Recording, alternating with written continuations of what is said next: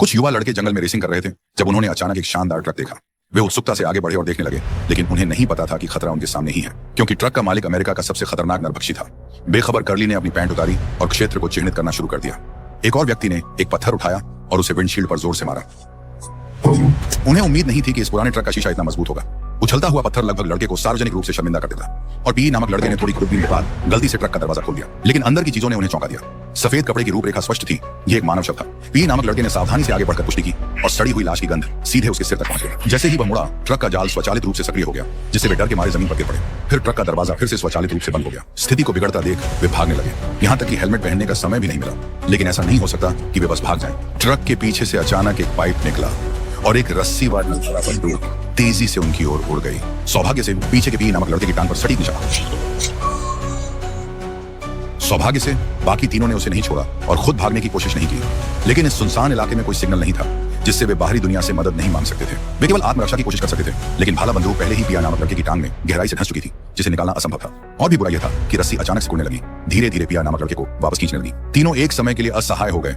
स्वार्थी कर्ली ने भागने का फैसला किया, जबकि बाकी दो केवल चिंतित होकर देख सकते थे कि वह ट्रक के पीछे खींचा जा रहा है। पी नामक लड़का बहुत डर गया था। उसने अपने साथियों से फिर से मदद के लिए फोन करने की विनती की, लेकिन जैसे ही उसके साथी ने फोन निकाला, ऊपर से एक आवाज आई और फिर एक लाश आसमान से गिर पड़ी। समझने से पहले ही एक बड़ा मानवाकार राक्षस पंख फड़फड़ाते हुए ट्रक के नीचे। यह वही नरभक्षी था जो शिकार से लौट रहा था। दोनों ने यह भयानक दृश्य देखा और अपने साथी की सुरक्षा की परवाह किए बिना तुरंत भागने लगे, लेकिन नरभक्षी बिना किसी जल्दबाजी के जमीन पर कूद गया और धीरे से ट्रक का दरवाजा खोला। उसने अपना दायां हाथ उठाया और एक भाला बंदूक अपने आप उसके हाथ में आ गई। फिर उसने भागते हुए दोनों पर निशाना साधा।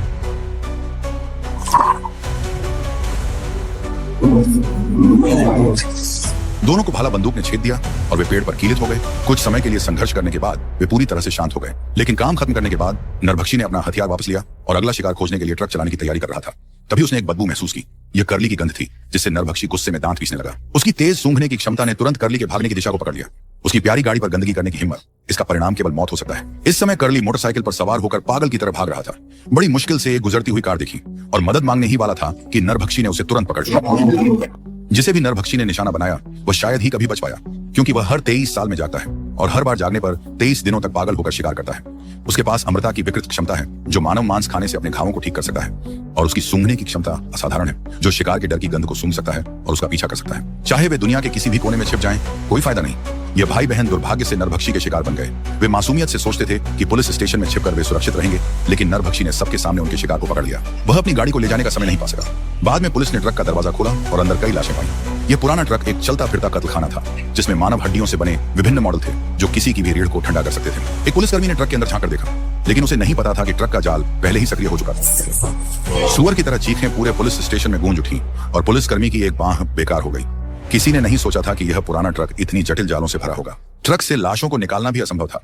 पुलिस प्रमुख गुस्से में था, लेकिन कुछ नहीं कर सकता था।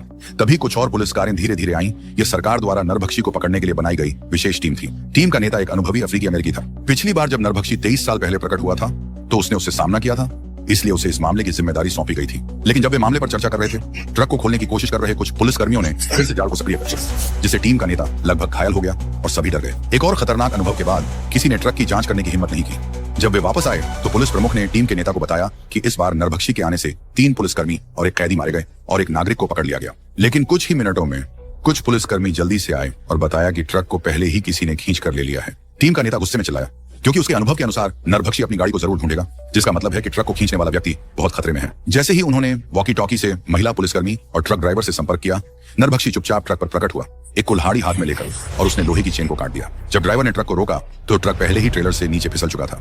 अनजान दोनों जल्दी से नीचे उतरे और देखा कि नरभक्षी ट्रक की छत पर खड़ा है, उन्हें घूर रहा है। उन्होंने नहीं सोचा था कि ट्रक स्वचालित रूप से चल सकता है। सफल नरभक्षी ने एक मुस्कान दी और दोनों को नुकसान नहीं पहुंचाया। लेकिन जब उन्होंने सोचा कि वे बच गए हैं, तो उन्होंने देखा कि नरभक्षी ट्रक चलाकर फिर से लौट रहा है। क्योंकि नरभक्षी ने डर की गंध सूंघ ली थी, उसे अपने शिकार को अत्यधिक डर के समय धीरे धीरे निगलना पसंद था। और डरने वाला व्यक्ति ट्रक ड्राइवर था। ट्रक थोड़ी दूरी पर रुका, लेकिन नरभक्षी कहीं नहीं दिखा। जब दोनों चारों ओर देख रहे थे, वह अचानक आसमान से उतरा। ट्रक ड्राइवर को पकड़ लिया और उसे जमीन पर जोर से दबा दिया। महिला पुलिसकर्मी ने तुरंत बंदूक से नरभक्षी पर निशाना साधा, लेकिन नरभक्षी ने एक आत्मविश्वास भरा इशारा किया।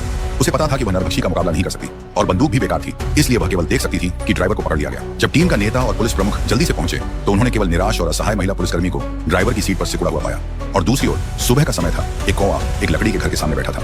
एक बूढ़ी औरत धीरे धीरे घर से बाहर आई और सामने की ओर देख रही थी। पेड़ के नीचे एक छाया उसे हाथ हिला रही थी। बूढ़े आदमी का चेहरा उदास था, क्योंकि वह आदमी उसका मरा हुआ बेटा था। 23 साल पहले जब नरभक्षी आखिरी बार दिखाई दिया था, आदमी ने अपनी आंखों से देखा था कि नरभक्षी ने एक अंकल को पकड़ लिया था। वह डरते हुए कार से नीचे उतरा और देखने लगा। तभी उसने देखा कि एक कुल्हाड़ी इंजन के ढक्कन पर गिर गई और फिर नरभक्षी का एक कटा हुआ हाथ आसमान से गिरा। कटे हुए हाथ को हिलते हुए देखकर जिज्ञासु आदमी उसे घर ले आया और अपनी मां से छुपाकर अस्तबल में रख दिया। कौन जानता था कि घोड़े कटे हुए हाथ की पूरी गंध से डर जाएंगे और अस्तबल से बाहर भाग जाएंगे।